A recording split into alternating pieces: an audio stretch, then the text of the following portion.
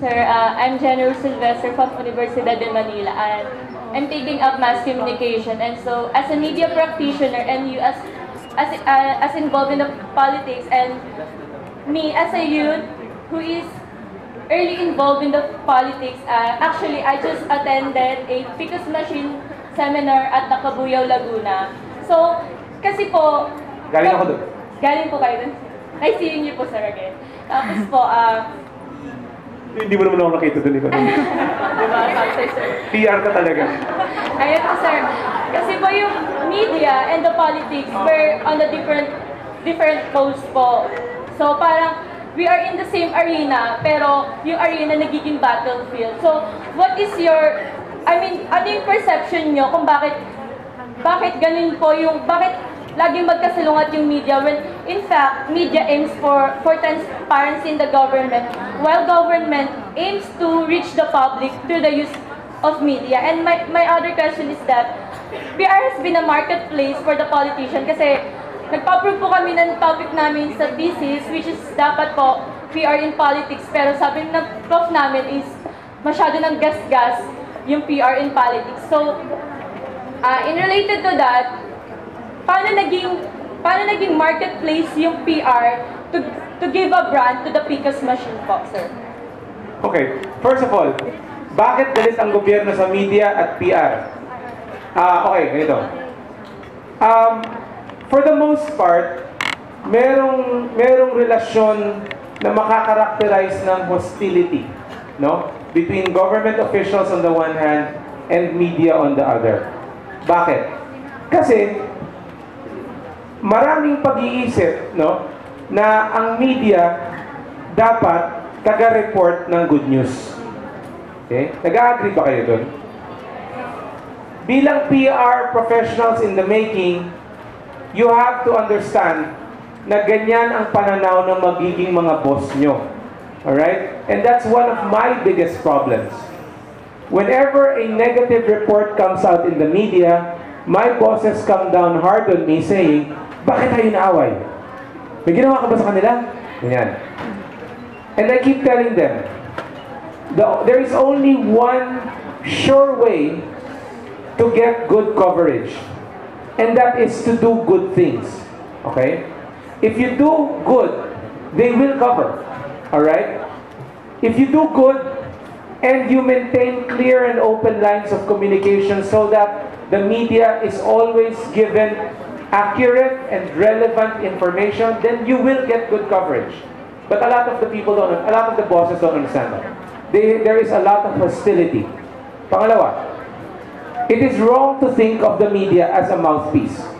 Okay? And it is wrong also, my apologies to the people who were up here earlier, I think my personal opinion, my humble and probably mistaken personal opinion, is that PR people should not be considered mouthpieces of the people they represent.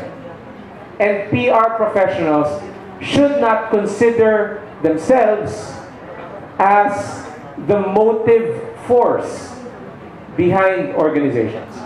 Okay? You do not put words in their mouth, I think. You just take the concepts that were there to begin with and you dress it up so that it looks nice. Okay? This is very different from authorship. This is very different from originator. You are just dressing it up for them. The problem, unfortunately, is that a lot of people believe that when you have this sort of information and you're supposed to bring it out, a lot of people forget that communication really is a two-way street. Tama si Ivy Lee. Okay? Tama si Ivy Lee. Tapos na yung panahon na ang PR practitioner or ang media ang gagawa ng katotohanan or ang magdi-define ng katotohanan para sa publiko. Ngayon, kailangan may kahit paano may consensus na. No? So, kung nagkakaproblema sa media, kung nagkakaproblema yung mga boss natin, we have to make them understand that they are part of the problem as well. So the change cannot be at the level of the media, where media will be dictated upon to come out with good stories, but we must do our part to make the good stories happen as well. The same thing is true with the PCOS machine. Again, alam niyo yung sasabihin ko yun. Yung PCOS machine, ang problema dyan is that nung nagsimula yan, naunahan siya ng bad press. Alright? A lot of people will say, well, anyway, that's publicity. Ganyan-ganyan. No. That's one of the biggest myths of PR. No? It is not true to say that there is no such thing as bad publicity or that all publicity is good. Okay? One bad PR moment can crater your entire organization. Okay? That's nearly what it did to the PCOS. Alright? And so it has become that sort of battlefield that you said. Because you're trying to convince people na mali yung original impression nila. No? Do I like calling it a battlefield? No, obviously. I don't think that the field of public communication, PR, should be adversarial. It should be cooperative. No? But unfortunately, sometimes, especially with how vociferous some people are, talagang nangyayaring ganun. Thank you po, sir. And after all po, it boils down din po, and all of us media practitioner adheres to this, that I shall scrupulously interpret news, taking care not to suppress essential facts. And then yung sa number 2 po, na question ko, I think we all share the best and the worst, and so there's no such thing as negativity din po. Good job. Thank you so much. Thank you, Mr. Jimenez. That ends our talk and open forum. Sir, we request you to please remain on stage, sir. Please remain on stage for the awarding of the certificate. To award a certificate in token of appreciation to our speaker, we have the Dean of the College of Mass Communication, Professor Ludmila R. Labagnoy.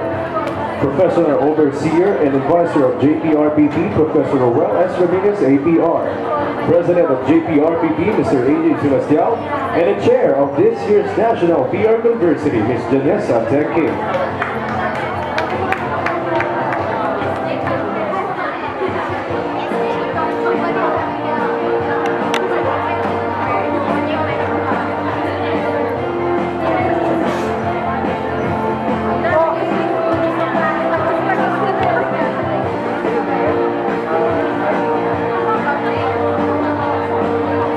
Thank you so much,